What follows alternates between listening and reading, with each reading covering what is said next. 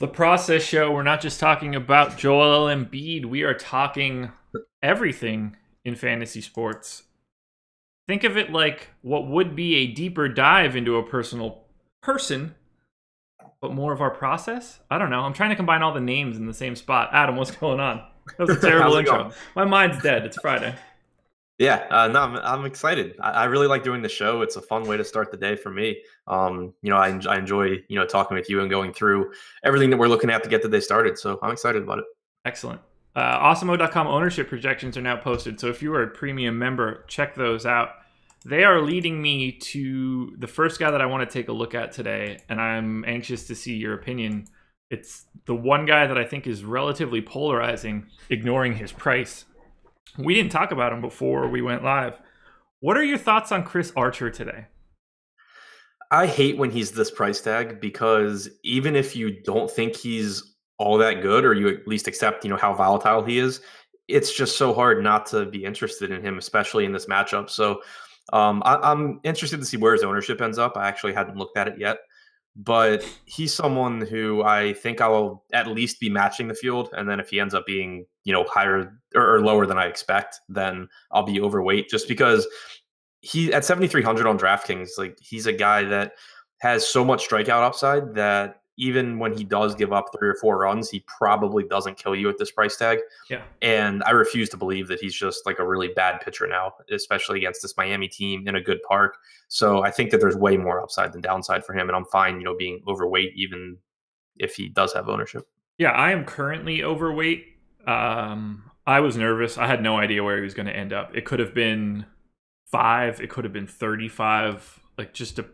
And it's the middle. It's 20. And I want to be overweight at that number. I think there's good chalk and bad chalk. And Archer's upside and a $7,300 price tag would be my definition of good chalk. There's a reason that grades out well in my system. There's a reason that people are going to be on him because he can break a slate at 7,300.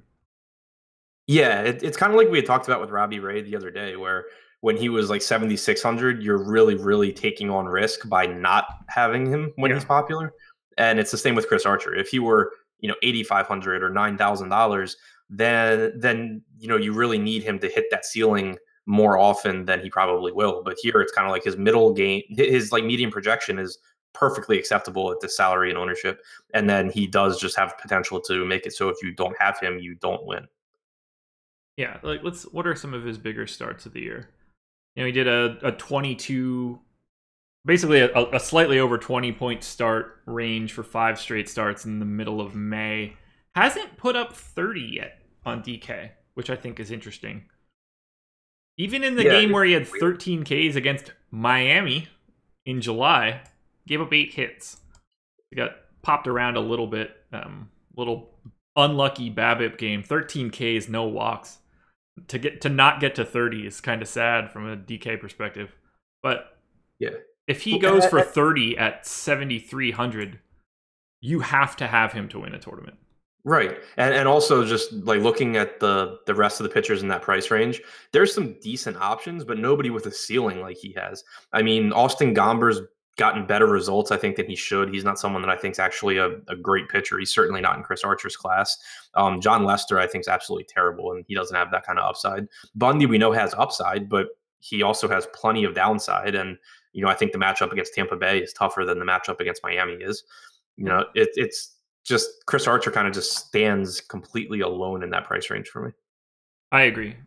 No one is even remotely close to his upside. He has double the chance of being a top 2 scoring pitcher on DK than anybody else around him. Yeah, I mean, the only guy in terms of talent that I think is similar or has, as much talent and upside in a vacuum is John Gray, but he's facing the Dodgers in Coors Field compared to the Marlins in Pittsburgh. Yeah, very different matchup there. If you flip-flop these two guys, I'd like Gray quite a bit.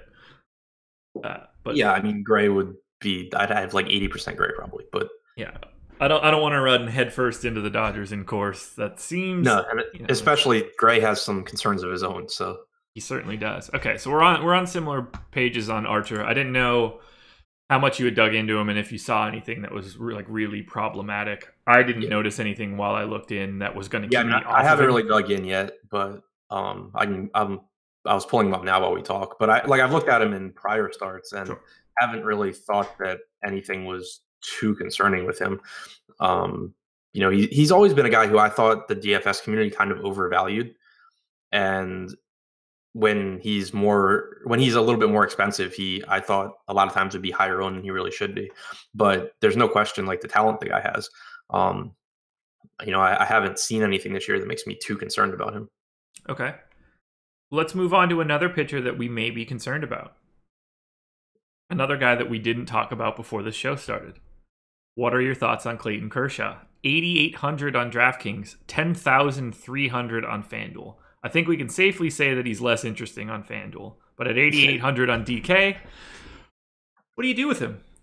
Yeah, obviously less interesting on FanDuel. I'm pretty comfortable doing whatever the opposite of the field is with Kershaw in this spot, because I do really like the way that he's been pitching lately. I think that you've seen, he didn't rack up strikeouts in that start against Arizona, but aside from that, he had been very good over his last handful of starts. Seems like he's rounding back into form after kind of a slow start to the season, at least in terms of his upside and his strikeout potential. So I do really I love the price tag on DraftKings. I think that the talent level is still there. The issue is just that there are so many good pitchers on this slate. He is pitching in Coors. He doesn't have a good track record in Coors, for whatever you want to take that for. I don't put a lot of weight in that because he's someone that I think should be okay there. Yeah. But it's obviously still Coors Field. It is a Rockies lineup that has Arenado and Story and Desmond. So not the easiest matchup, but definitely think that there's upside for him at that price tag. So if he's someone that people are going to roster and he's going to be highly owned, then I'm fine just going to these other options. But if people aren't going to roster a very, very discounted Clayton Kershaw, then I do want to be overweight on the field, just because it kind of goes overlooked. The first thing people think of is, oh, this guy's pitching in Coors Field. But all that really matters in DFS is salary. And his salary clearly is factoring in Coors Field. So you can't just look and say, oh, it's in Coors Field, it's a bad play, because he's priced for Coors Field. So he goes back to being Clayton Kershaw. I'm going to give you all the data right now, and we're going to end up on the exact same spot, and we're just going to not disagree. So Clayton Kershaw, this is his price every time since July 27th. 12-8, 11-6, 12-8, 12-8, 10, 11-8, 12-1. So he's priced essentially $3,500 cheaper than he normally is. In all of those starts, 31 DK points, 23, 8. The game against the A's where he only struck out 1. He had 31, 28, 28, 15. Public ownership estimation today for Clayton Kershaw on DraftKings, 9%. I'm going to be way over that. Yeah, absolutely. Have to. And and it's nice because you can go 20, 25%, and you're not risking your entire slate on a Coors Field pitcher, but you're very overweight on the best pitcher on the slate at probably the 7th or 8th most expensive. He is the 9th most expensive pitcher on the slate today. Yeah. Behind David Price. So I guess he would, if you want to count him in Chris Archer's price range, he's someone who is more talented. Yeah. I think that Kershaw and Archer make for a very interesting pairing if you want to try to get a little bit cheaper. And you don't even have to get super cheap. What's that average price? $8,000. So you can roster Clayton Kershaw and Chris Archer, and that's an average salary on DraftKings of $8,050. The weighted average salary based on all of our ownership projections is $8,600. So you're already saving $500 per pitcher on what the field is doing. That's crazy to me. An extra $1,000, and you can say two guys that have as good of upside as anybody else on the slate. Yeah, I like that, because my initial thought on how I wanted to attack a lot of lineups was, and I think you were on the same page, was going with a stud pitcher and then one of the really cheap value guys. And I don't think there's any question that in terms of just raw upside, Kershaw plus Archer gives you more than one of the expensive aces and then one of the cheap guys that you're just hoping doesn't kill you. Blake Snell and Steven Gonsalves are $16,600 combined. Clayton Kershaw and Chris Archer, $16,100. It's cheaper to get Kershaw and Archer than it is to go Snell and punt. Yeah, and I like Crazy. that. I mean, I think Snell and punt might. I don't even know that it's safer. Like, does it actually have a higher floor? Probably I not. mean, yeah, it's not like Gonsalves has any sort of floor whatsoever. Hmm. Yeah, no, it's.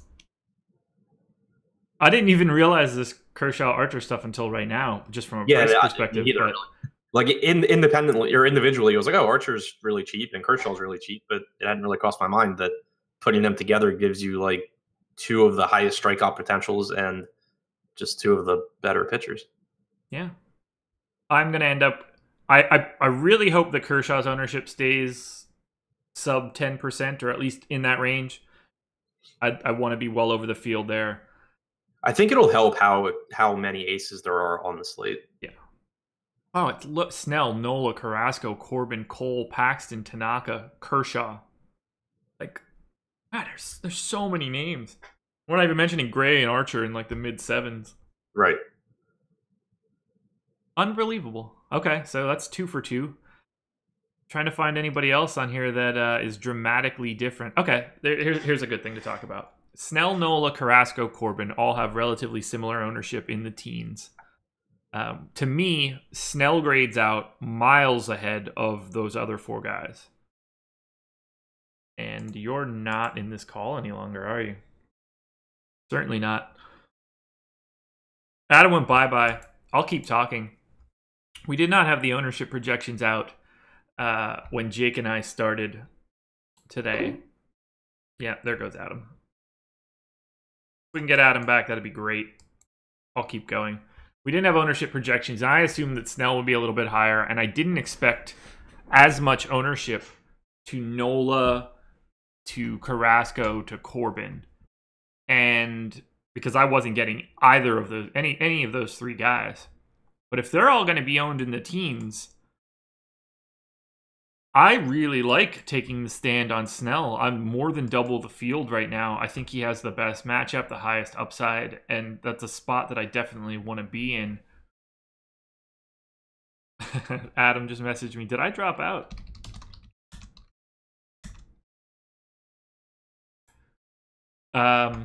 I really, really like being over the field so dramatically. If Snell, Nola, Carrasco, and Corbin are all owned at essentially the same 15% rate, I don't want to spread out over those 4 guys. I feel like that limits my upside. I'd rather just make a stand. So I don't see me getting to Nola, Carrasco, Corbin all that much. We'll find out here what Adam says as he pops back in. Hopefully. There he is. Yeah, sorry. Don't know what happened. Welcome back. So I kept going on about the top 4 guys, both in price and ownership on DraftKings. Snell, Nola, Carrasco, Corbin, all essentially projected for 15% ownership. I am double that on Snell and significantly under on the other 3. Were you focusing on Nola, Carrasco, or Corbin at all? If they're going to be similarly owned, then Snell's the one that I just want to jam in as much as I can. Okay. I'm guessing that over the course of the day, you see Snell's ownership go up and everyone else kind of come down. Yeah. If that's the case, I still really like Snell. I mean, I think he's an incredibly talented pitcher. I love him pitching in Tropicana. I think the Orioles suck. There's, everything going for him. So I still really like him. But if you do see the ownership really drop, then I think that Carrasco makes for a really, really interesting pivot. A little bit cheaper, has a ton of upside, I think, against this Toronto team. And then Patrick Corbin is someone who the matchup obviously sucks, but I just love rostering him in tournaments because I don't think people realize just how good the guy is. In that start against the Dodgers on a slate that was kind of similar to this, there were a bunch of aces, but I don't think it was quite as deep as this one. He was like 3% owned, and I think was really like the best pitcher on the slate in terms of xFIP and strikeout percentage. And, he's just a lot more talented than I think people give him credit for, because for a lot of his career, he wasn't the strikeout guy that he is now. But there's, a clear reason for it. And it's him throwing his slider like 40% of the time, getting a ton of swings and misses on it. And so I just think he's someone that pretty much every time he pitches almost goes under owned in tournaments. So kind of regardless of matchup, I want to have a decent amount of him. Okay. Has not struck out less than 7 guys in a game since July 15th. Last 6 starts, all 21 points or higher. Yeah, I mean he's just really really good. He doesn't walk a ton of guys. He strikes guys out. He allows hard contact, but that's really about the only negative for him. Okay. So based on what you just said, Nola would be the guy that you're not looking at? Probably, and that's not even really with like a lot of conviction. I mean, Sure. I think he's an excellent pitcher as well. He has a good matchup. It's just kind of that he's more expensive than Carrasco and Corbin and Paxton, who we didn't even mention, I don't think. We did not yet. We'll get there. Yeah, so I mean, he kind of just ends up being the odd man out for me. He also is, and it's been the case for pretty much every Philadelphia pitcher. As far as pitching at home and on the road, obviously they give up fewer home runs away from home, but the strikeout percentage takes a hit. And Citizens Bank is one of the best parks for strikeouts in baseball. Right. So that is something that I make sure I factor in when talking about Nola on the road, is that over the pretty much every season he's pitched, he does take a hit in his strikeout percentage. Okay. Seems like we're on similar spots at the top. You mentioned James Paxton. I had quite a bit of him, and I'm right with the field now, which makes me less interested. What are your thoughts on Paxton today? Especially if he's owned similarly to Chris Archer and more than all four guys at the top. Yeah, it's one of the spots that's going to come down to ownership, because at that price tag, I love Paxton. I'm not overly concerned about the matchup against the Yankees, but if he's going to be similarly owned to Archer, I'll take the $2,500 discount there. Yeah. I'll take $1,000 discount to Kershaw if Kershaw is going to be lower owned, which I am almost positive he will be. Yeah.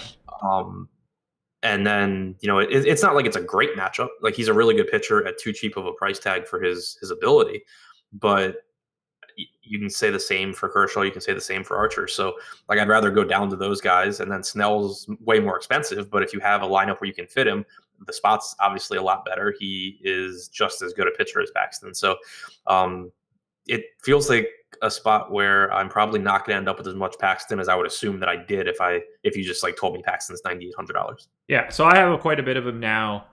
But I don't feel as comfortable being with the field on him against the Yankees.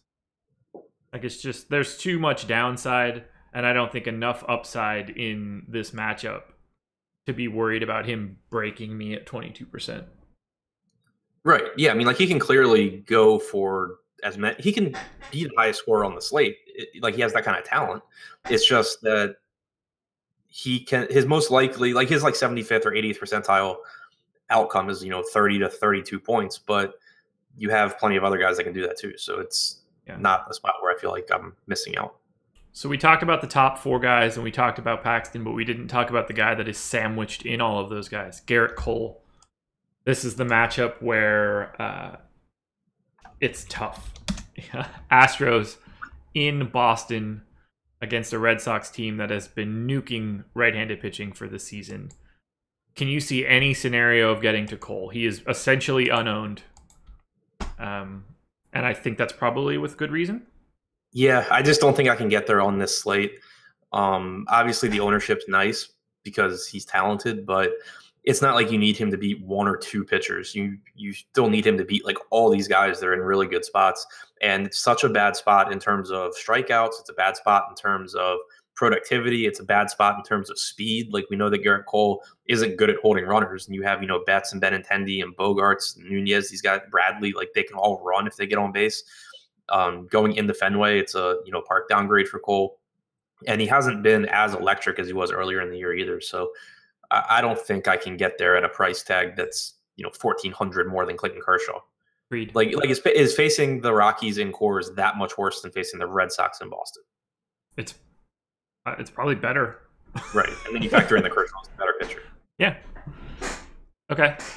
So far we are. We might as well just submit the same lineups. I'm running my first crunch now, so I'll try and see where my ownership actually ends up. Okay. We have a question in the chat from EMAC. I'm here to find out how much Bundy we're playing today. And I will be playing some Bundy. I was hoping that he would be not really owned, but he's around 12% right now, and that was basically where I was today. That felt like a good enough flyer for a lowish priced pitcher. I don't know really where you stand on Bundy in general, so I'm anxious to hear your thoughts. Yeah, he's someone I'm pulling his stuff up now. He's someone definitely worth digging into more, just because he's been like so enigmatic this year. We know he has ridiculous upside, but we also know that he can really suck at times. I know they were talking during his last start that he's been working on basically just tweaking some things in his delivery, and we have seen his fastball velocity go up over the last couple of starts. I know he was picking up strikeouts in that last start, so that was good to see. It'll also depend on Tampa Bay's lineup. I mean, we've seen him over the last couple of seasons have pretty big strikeout splits between righties and lefties. I assume that Tampa Bay's lineup will be mostly left-handed today. So positive park shift, but you do have a lot of lefties. You do have speed, which he struggled with.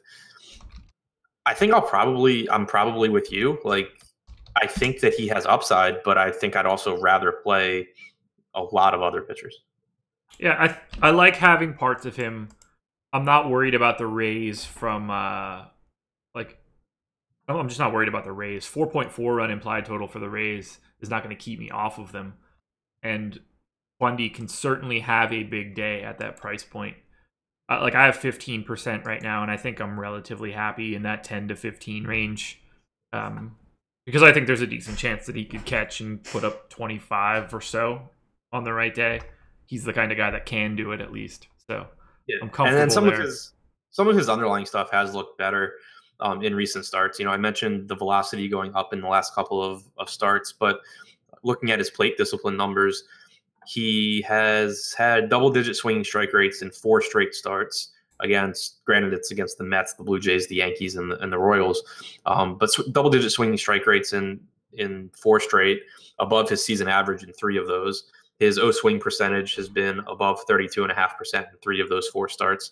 So we're seeing that stuff, trending up, and that's something that's obviously good to see. It's really important for him to get chases out of the zone, and obviously swings and misses are good. So that stuff at least seems to be going the direction we would like.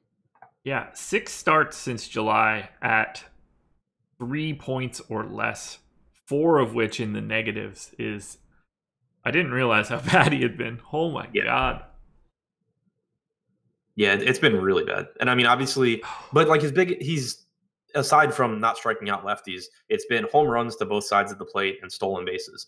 Obviously, there's stolen bases in the Tampa Bay lineup, but pitching in Tropicana and Tommy Pham questionable to play, there's not a whole lot of power you have to concern yourself with. That's a very true statement. So I don't know how much weight you would put into this. I don't even know necessarily what it means. Essentially, since July, when he went on this stretch of trying to put up golf scores for his starts, his horizontal release point has changed fairly dramatically. All right, that's interesting. I hadn't gotten there yet. Which could mean nothing, but it certainly coincides with the time where performance hasn't been spectacular or consistent. I don't know what that means to be, moving your release point a few inches closer to your body. Well, and it horizontal release point can be tough too, because it also could just be that he moved along the rubber. True. Because his vertical release point hasn't changed really, and that's something that will show up in horizontal release point. Is if you have a guy that goes from the middle of the rubber to the third base side of the rubber, you'll see it move. So he can be throwing from the same arm slot. It's just from a different spot. Okay. So it's possible he just has kind of moved towards the center of the rubber. Which I mean, still, if that potentially he needs to move his ass back to wherever he was then. Right. Exactly. Well, it's like Kevin Gausman's one that did it. He I guess in 2016 he was throwing from the third base or the first base side, I can't remember, of the rubber, and for whatever reason he stopped doing that, went to Atlanta, and they immediately just moved him back to where he was. Yeah. The Orioles' inability to figure out the easiest things with their pitchers is amazing. I always threw from the first base side of the rubber. Not that anybody cares. I threw third base side. Oh, okay. Righty or lefty? Righty. Okay, just checking. Changes things, Yeah. I think we're on the same page on pitching, unless you've got someone that you really like that isn't liked, or vice versa. I mean, Gonsalves. So Daniel Norris, I think, is an interesting one to dig into. Okay, he's the guy that I don't have any of. I haven't looked at him yet, and it's someone that I could, if I find stuff that I like, I could definitely be swayed to play him because he's someone that I've always thought was kind of talented. I think he had a pretty decent outing his last start, if He I remember did. correctly. He had 7 Ks and 4 1/3. Yeah, and then he left with like leg cramps. So I mean, What a weird thing to leave for. He's injured a lot, but he's always had decent stuff. It's obviously a really dangerous matchup against the Cardinals. So I'm pulling that up now. In his last start, he faced the Yankees. He had an 11.8% swinging strike rate, 44.2% O swing percentage. This was his first start since April. Yeah. I don't see the need. Well, I love the Cardinals today. It's not the best match. It's a sea of righties. Yeah. My thinking, like context-wise, was like we talked before the show about liking Steven Gonsalves at his price point against Kansas City. Yeah. So the context, I guess, to my Norris interest would be if I end up on lineup builds where I'm going like Blake Snell and cheap pitcher, I don't want massive amounts of Gonsalves, but I can spread that risk out for the roster build by going to other cheap guys if I find guys that I think actually have upside. That makes sense to me. I get nervous with the Cardinals. I just think there's too many quality hitters in the center of that lineup. I think they're a lot better than people give them credit for. Yeah. Like there's so many times where it's like a random chalk pitcher against the Cardinals, and it just doesn't make sense. Yeah, we're not really projecting much ownership to the Cardinals. Like they're a little bit above average, but no one on DK from the hitting side higher than 7%. Only Tyler O'Neill in double digits on FanDuel. A lot of that has to do with the price tag more so than just the matchup itself.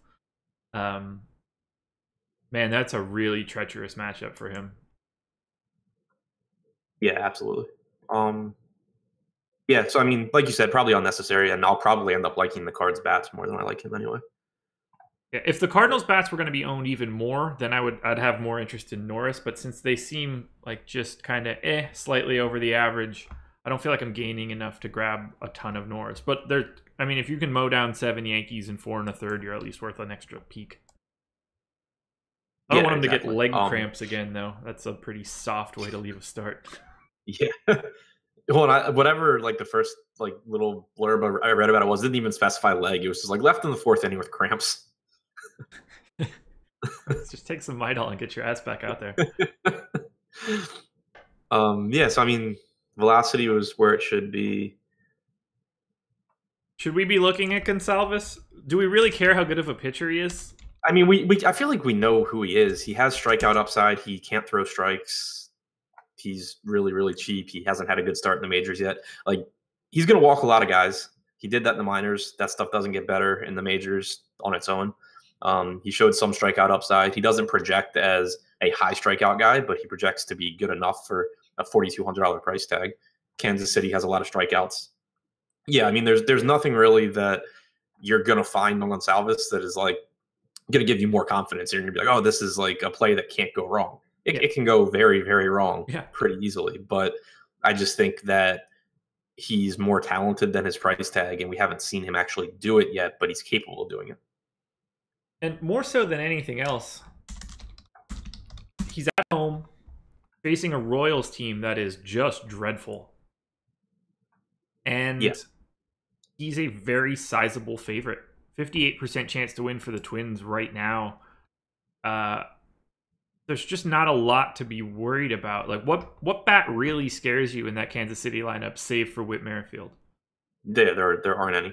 Yeah, I mean, Bonifacio, I guess, but this is a guy that projects via Steamer to have an 88 weighted runs created plus. That's not exactly some sort of masher. I like him mostly because it's just the Royals. Right. And if I remember correctly, they don't really walk either.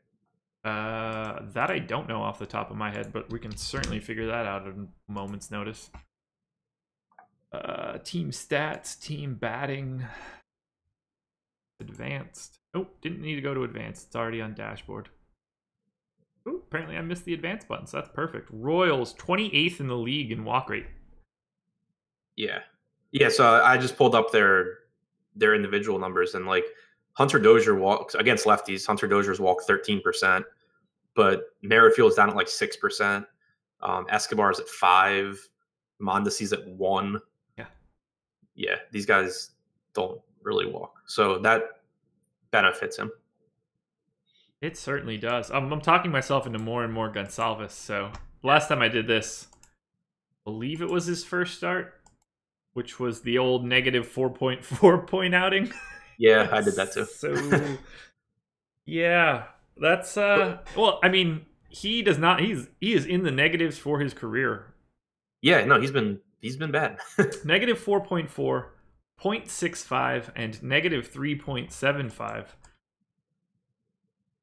This is also I think the best matchup he's had. Like the White Sox offer upside, but they obviously have a lot of power too. Yeah. Oakland's a tough spot. I don't remember who his third one was, but I don't think I was interested. At Texas? Yeah, that's kind of you don't even need to look at that one. Yeah, of these 3 games, and no, this will be the 4th. This one is a bit different. Yeah. Holy shit, I didn't realize that he was in the negatives over 8, 9. In 10 innings, he is in negative fantasy points. Oh, wait, I did know that because when you look at him on Fantasy Cruncher and you crunch out the lines, his average for the season is negative 2.5. Have you looked at his actual strikeout and walk percentages in the majors? Not really. 8.6% strikeout percentage, 17.2% walk percentage. Ooh, the old negative 9%. Yeah. Yeah. At AAA this year, he was at 9.7%, 23.1 strikeout percentage, 13.4 walk percentage. So, yeah, I mean, he's going to put guys on base, but he's. They only save. I'm really surprised that he's not owned more, but I guess there's not a lot of like general signs that point you in his direction. No. He's going to end up being like the DFS community play today, I think. Right, yeah, he could very easily be the guy that like everyone on Twitter plays and then nobody else plays. Yeah, I'm anxious to see how much our Slack chat is on Gonsalves, because that will burn Slack down when he gets bombed. Yeah. So I pulled up some more stuff on Norris. I don't know that he's necessary today with that matchup, but he is someone that I want to point out. When he does get a better matchup, I want to jump on this guy. His curveball, the movement on his curveball has always been good, but it's still good. Like vertical movement in that start against the Yankees had about 11 inches of depth on it, which is really, really good. But the other thing that I noticed was for the season against right-handed hitters, he's only thrown his curveball 5% of the time. But in that start against the Yankees, he threw it about 13.5%, combined with throwing his slider a lot, which is a pitch that gets, like a 19% swinging strike rate. So I think he's going to have really good strikeout stuff as long as he keeps throwing more curveballs. So yeah, maybe not necessary today, but just someone to keep in mind that when he does get a good matchup, people probably still won't go there until they see him actually have a good game. I'm interested. Another guy that's been getting a little bit of interest, and we had someone ask in the chat, Michael Wilmoth, what about Bassitt? Not somebody that's popping up a lot for me, but it's definitely a good park. Yeah, good park, not a bad matchup. Pulling his stuff up now. I remember I had strong opinions on him at one point this year. I just don't remember what they were. They don't sound as strong then. Oh, damn it. I don't want your hitter card, Chris Bassitt. Not Christ Bassitt. I also get mixed up with like Mangden and with one of their other guys. All of their other guys? Yeah, they're just all like the same to me. Fastball velocity's good.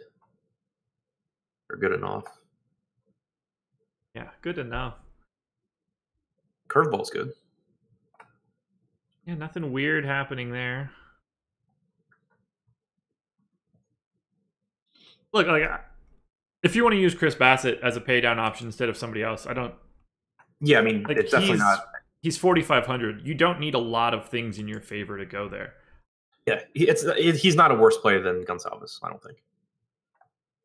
Like, I mean, is anybody? Right. I mean, it's we can't sit here and be like, oh man, I'm going to play some Steven Gonsalves today, but I definitely would not play Chris Bassitt. No, not like you can't. If you land on an outcome like that, You're making a gigantic mistake. Throws a sinker 43% of the time. How has that been? What's the ISO on that? Results and averages. 092 ISO on that sinker. That's Only good. giving up power to his slider. How are the Rangers against sliders?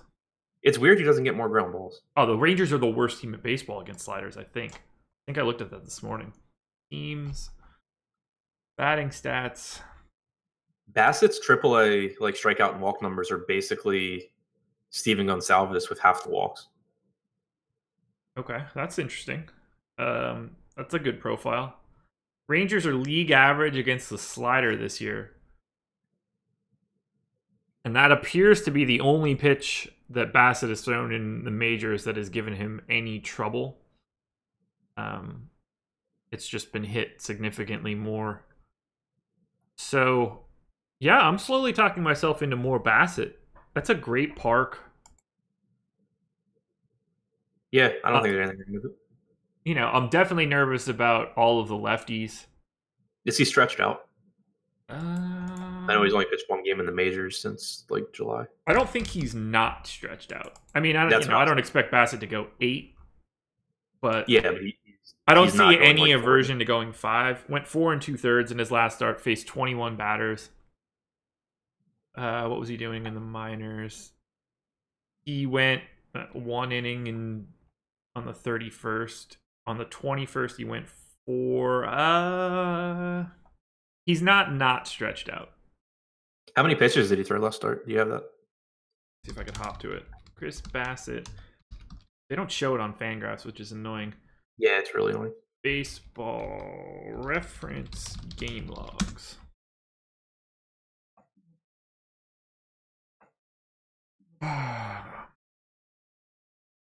He threw 84 pitches on August 26th. That's the major start. In the minors, threw August 15th in the minors. What was that? He threw 86 in the minors on August 15th. Okay. 57 on the 21st, 17 on the 31st. Okay. So 84 on August 26th in the majors. You got to assume at the very least he has the ability to throw 80 pitches today. Right. Yeah, but I don't see any reason it's not more than that if things are going okay. Right. And something that I think doesn't get mentioned enough when like we start getting into guys that are, maybe capped at 85 pitches. Like pitchers get pretty ineffective once they cross like 90 pitches anyway. So it kind of, as long as they can go, 80 to 85 pitches and they're cheap, you kind of are probably losing. You might be losing out on like a little bit of added upside, but more than likely you're losing out on like them going out in the 6th inning and giving up 3 runs. Exactly. Yeah, I don't necessarily need Bassitt to face the Rangers lefties multiple times through the order. Like get in, get out, get 12, and get out of there. He's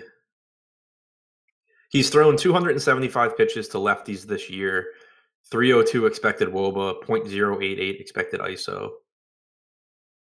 Did not pitch last year.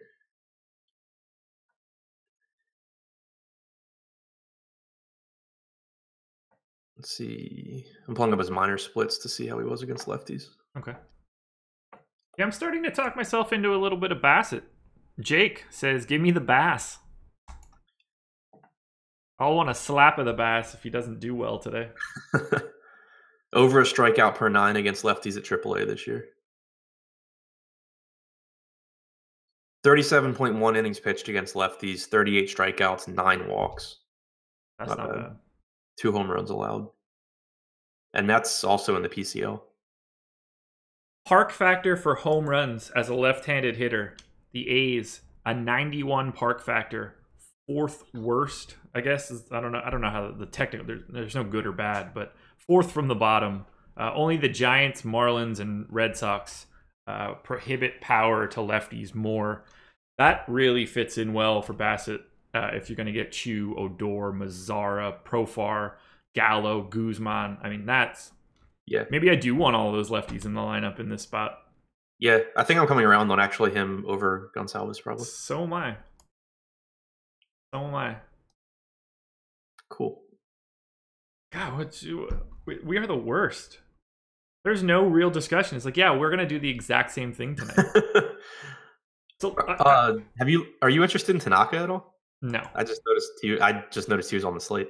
I have 0%. I'm surprised because he's a guy that I usually end up with quite a bit of, Yeah, and so do I. it's Like, not as if I'm like terribly nervous about the Mariners, but it's a really solid lineup. He's yeah, just at I don't really. 9,400. Well, I mean, you need like the perfect storm for him to be helpful. You Yeah, need that exactly. 44-point start that he had against Tampa in July. Otherwise, it's been, he got 25 here against Detroit, a bunch of 15s. Like, even if he gets 25, that's, I mean, you're still alive, but Yeah, I mean, like the stuff. He's one of those guys that on some slates I love him, and on slates like this I hate him because I think the stuff is there any individual start for him to put up a monster performance. Like he gets swinging strikes, he gets chases, but he struggles with his command enough, and he makes enough mistakes that it doesn't result in great outings all that often. yeah. Yeah, I can't see getting to him. So on a slate Think like today, oh, go ahead. what were we gonna say? I'm sort of changing the topic, so go ahead. I was too. Yeah, okay, well then we'll go with you because I won't forget mine. Okay. I was just I wrote gonna it down. talk about Carlos Rodon a little bit. Just because I think he's not necessarily that interesting on this slate with all the options. I just think he's someone that pretty often goes overlooked. Um, I think he's a lot better than people realize he is. Like his strikeout rate's down this year, but that hasn't been the case for his career, and he's had some tough matchups. So I expect that to go up. But the quality of contact that he's allowed has just been really good. You and I were talking before the show. There's a site that I'll use, probably not as much as I should, but it's called xstats.org, and it does a better job of digging in or giving you numbers that are similar to the numbers that we've been using for a couple of years, the advanced metrics, but it factors in actual batted ball data more than they do. So like XFIP, where it normalizes for a league average home run rate and home run per fly ball rate. For X stats, they have a stat called batted ball FIP, which actually takes into account the actual balls that Rodon has allowed to be put in play. And so he's one of the guys that jumps off to me when I look. For the season, he has a 3 point. My computer's so slow at loading sometimes. Um, Rodon for the season has a 2.89 ERA and a 5.09 xFIP. So it's really easy to just look and be like, all right, this guy's striking out 18% of hitters. His xFIP's 2.5 runs higher than his ERA. He's just terrible.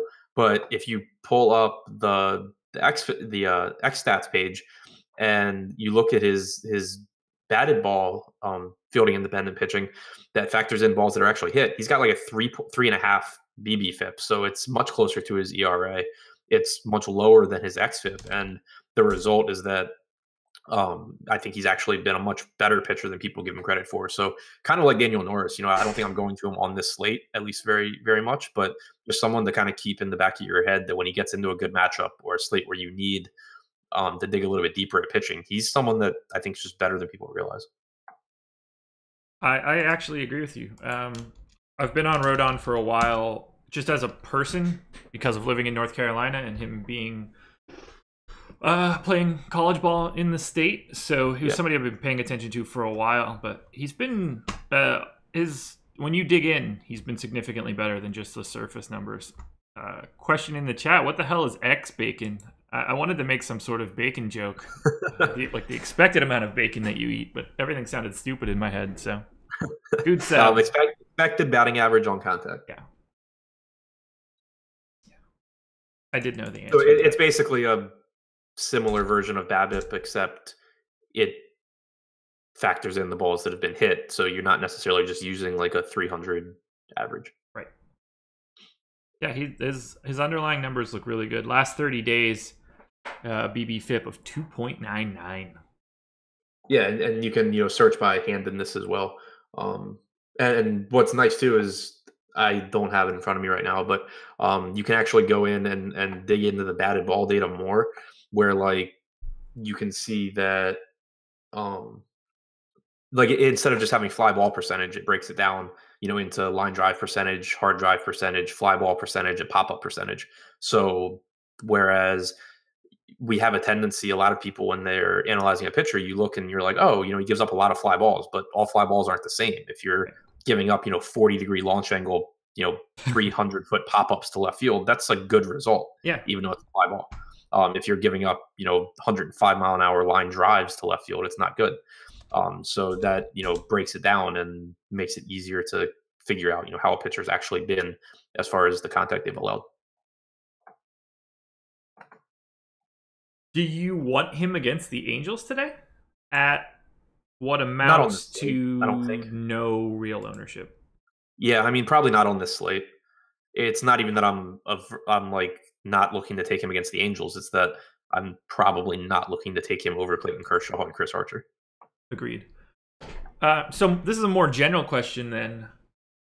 On a slate like today, or just in general, really, on a bigger slate where there's a ton of options, what are your sort of thresholds for your exposure to a guy? Like, how are you willing to take big stands on low ownership and be many multiples over the field? Is there like a window where you won't go much higher, just in general? Normally, I don't go as heavy with my stands on bigger slates just because there's obviously more guys that I want exposure to. Yeah, I mean, like today, I kind of doubt that I'll end up with more than like 35% of any pitcher. That is the literal high that I have today. Blake Snell at 35%.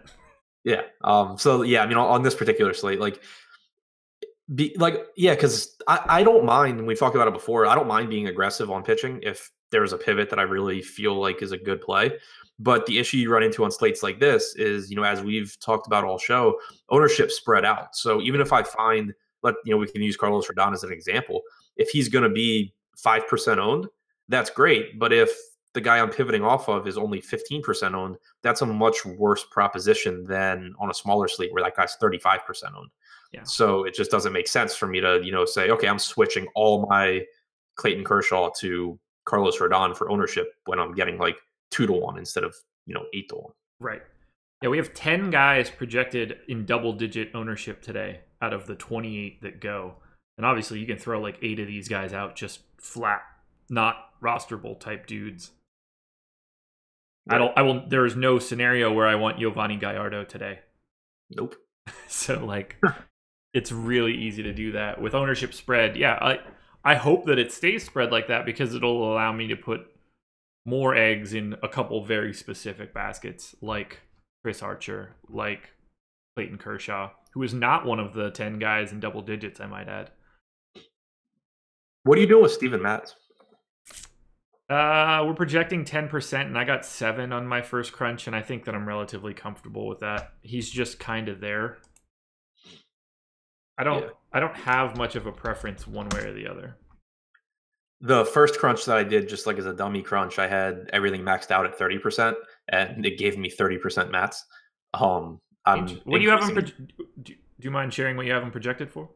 I haven't. Yeah, so I haven't gone through and actually adjusted anything. But my baseline right now has him at 19. Okay. So I have him at 16.2. I mean, obviously, everybody's projections are relative to the rest of their own. You might just be 3 points higher on every single person, and it's all sort of the same balance. But I mean, I got 7% of him at that 16 number. So that if I bumped him up to 18, 19, I would probably get him in that 30 range as well. It's a much higher. 19 is a much higher number than I would actually like. Yeah, I would like him to score 19 at 76. I'd have that be his median outcome. Yeah. I don't for damn sure. I'm like such an anti-Steven Matz guy. Does he have any weird home road splits or anything? He's incredibly bad at holding runners. Have fun with Roman Quinn, I guess. Yeah, I love Roman Quinn. I like him. I don't necessarily know that he should be 4,100 today. Yeah, but that actually makes me really like him in tournaments. I mean, he's going to be not owned. That's very true. 3% expected ownership. I did get 2, so I'll have a couple shares if Roman Quinn goes crazy tonight. Yeah. I mean, I like Rhys Hoskins a lot more at 4,400 hitting second. Oh yeah. I've actually been playing around with Philadelphia mini stacks because Like Matt's, like I think he's a decent pitcher, but he can't hold runners and he struggles with right-handed power. And you have this lineup with like Quinn, Hoskins, Ramos in the top four. What's the Mets park like for right-handed power? 98 park factor, so completely uneventful to dig in any further. Yep. Yeah, so it sounds like we're going to be similar in terms of the way that we would construct our picture exposure. Never taking any really ridiculous stands. If anybody's getting any sort of ownership at all, like all these guys in the tens range, I'll be 2x to 2.5x their exposure if there's somebody I particularly like Kershaw, for example. If he is 9%, when these numbers come out later, closer to lock, I'll be in the 20s on Kershaw. Yeah, that makes sense. My projections are giving me way more Chase Anderson than I would like also. I had 13% Chase Anderson on my first go, and that's similar to the public. He is one of the 10 that are in double digits. Mine's still going, but right now I think I have like 30. Okay. All right, so let me guess what your projection is then. Let's hop to the Brewers. I'm definitely going to end up manually adjusting a lot of stuff today, I think. I have Chase Anderson at 16.4. My assumption is you'll be somewhere in the 18 to 19 range on Chase Anderson. Yeah, 18.2. Oh.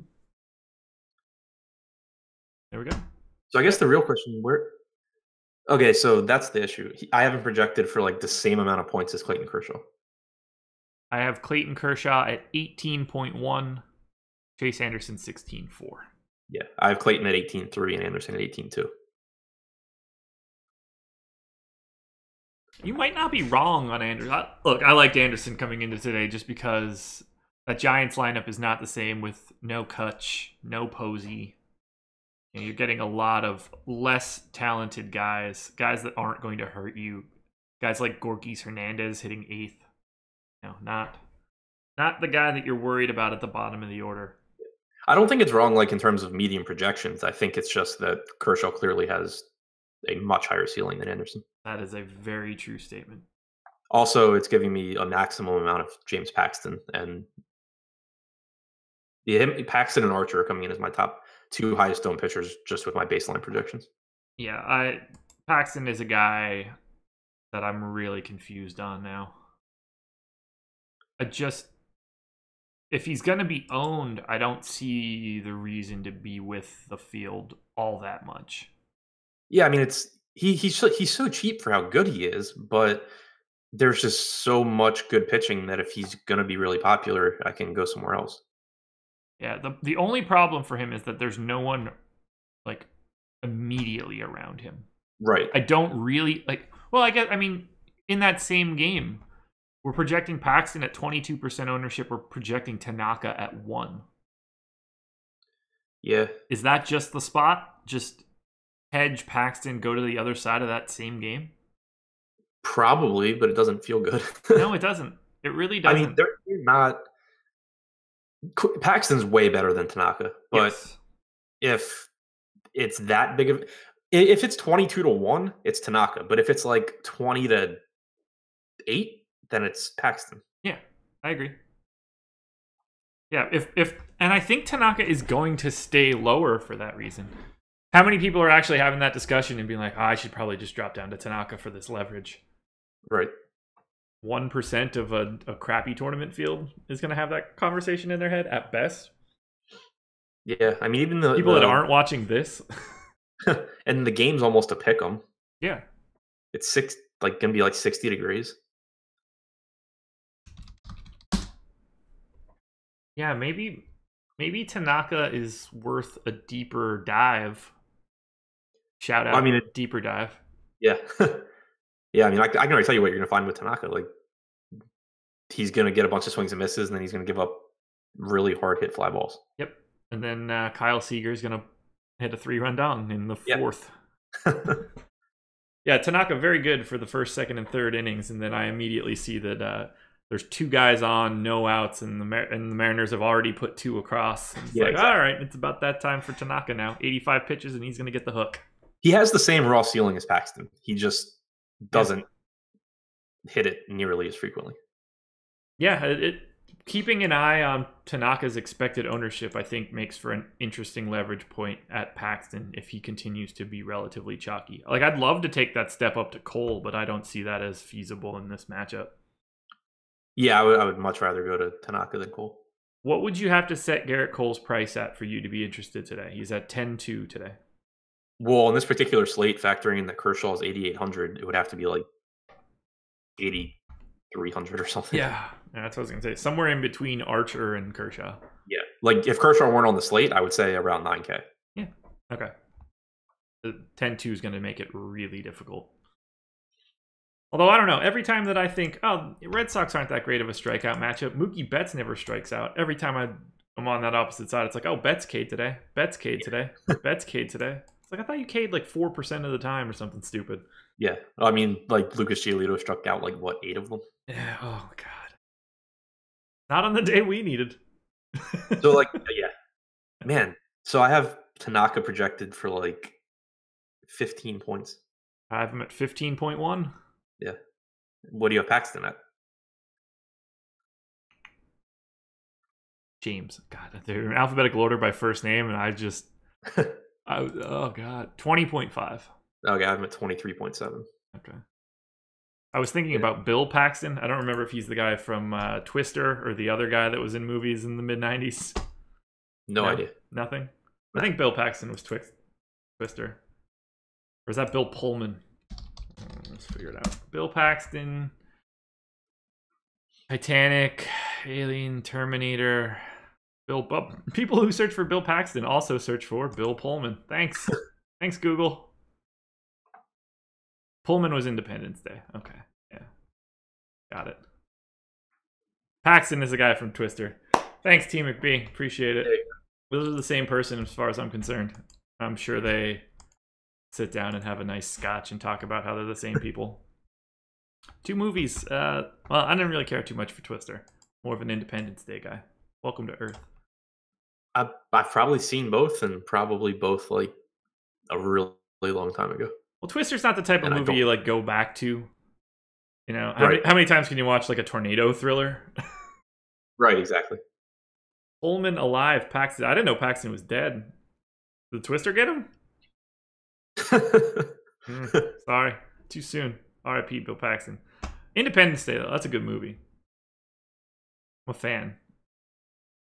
I mean, I'm not too sure that we're gonna have the capabilities to like fly a plane into an alien spaceship and upload a computer virus to it. That seems like a bit of a stretch. I feel like we make a couple mistakes there along the way.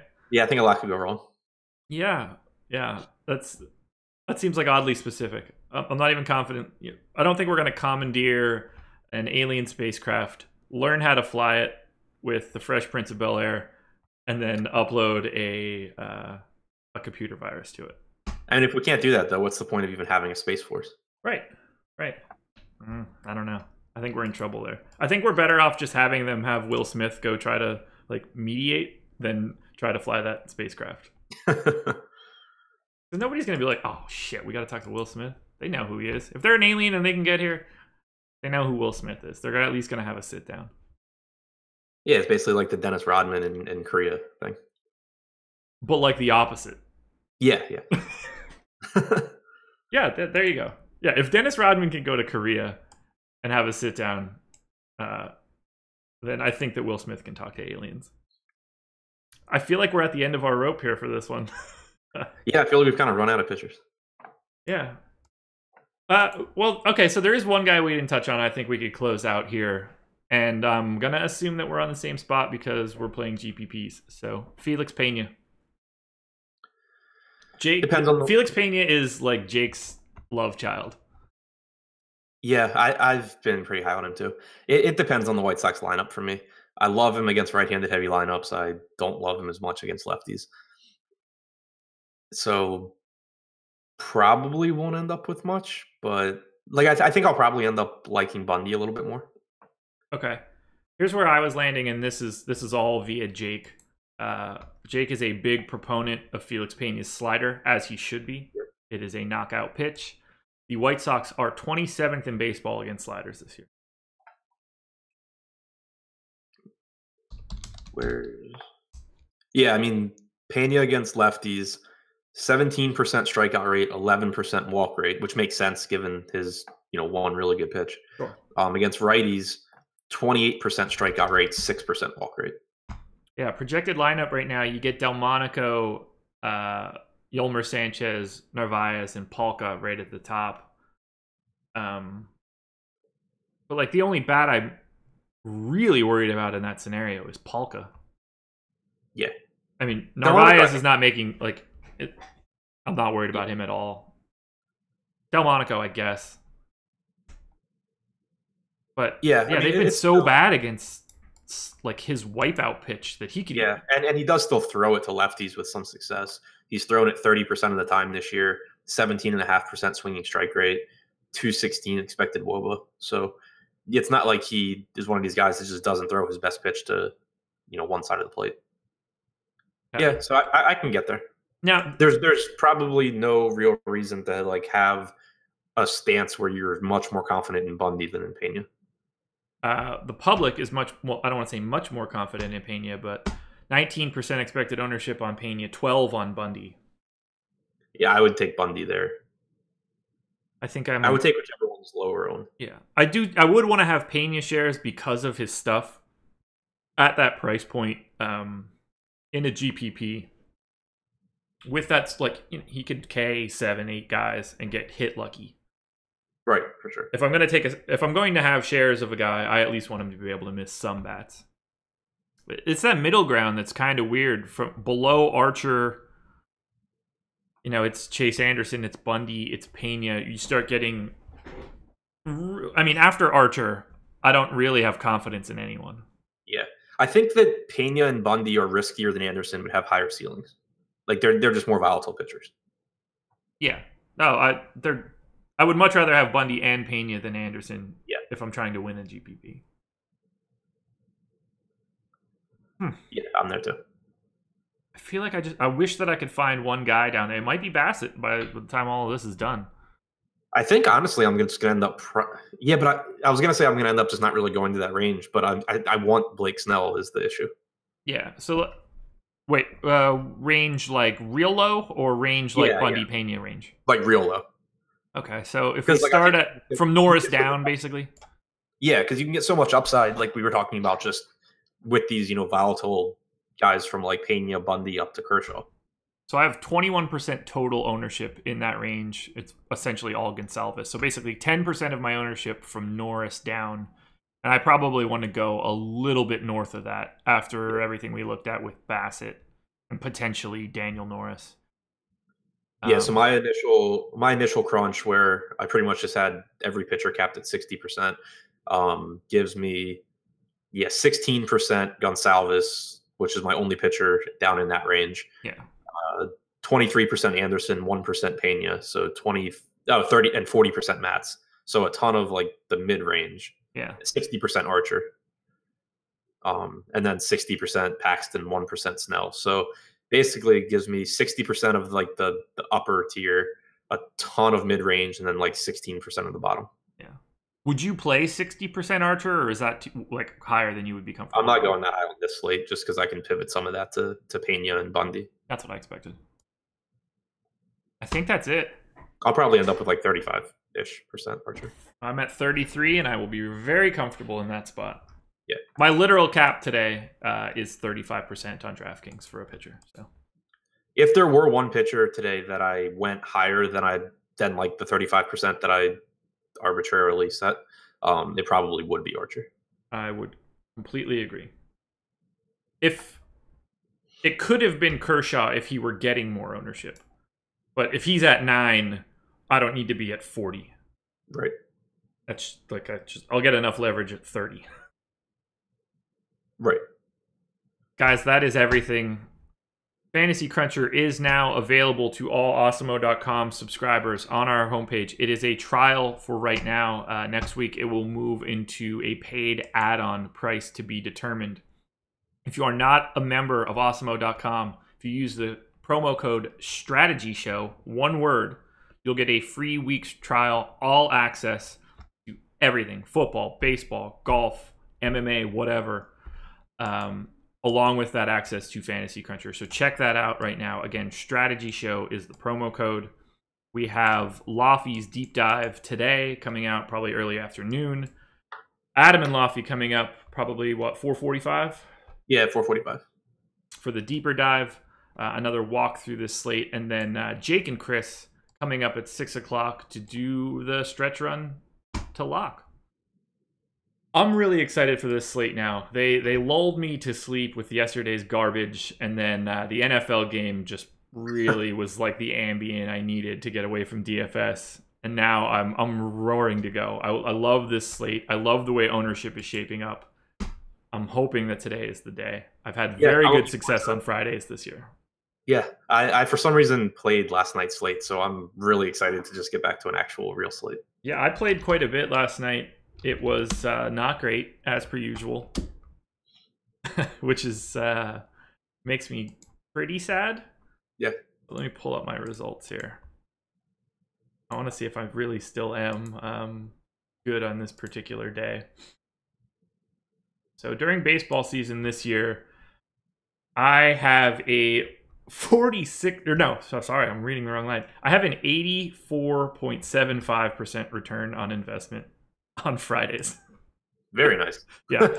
We don't have to talk about days like Monday and Tuesday, which are in the negatives significantly. But yeah, Fridays have been the day that I have gotten jiggy with it, if we want to go all the way back to our Will Smith references.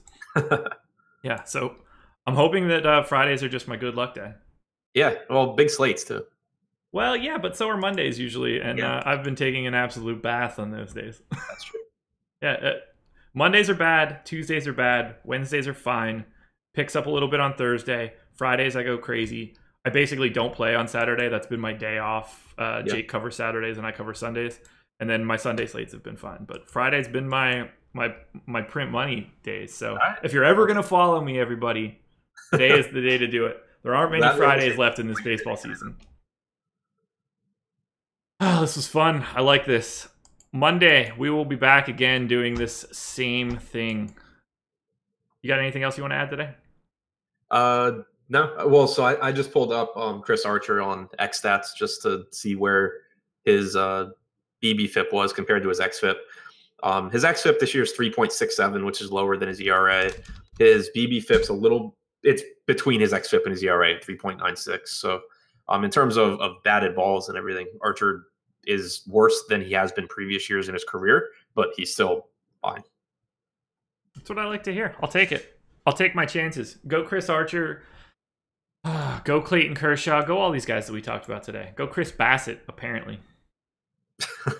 We'll talk to you guys later. Good luck tonight.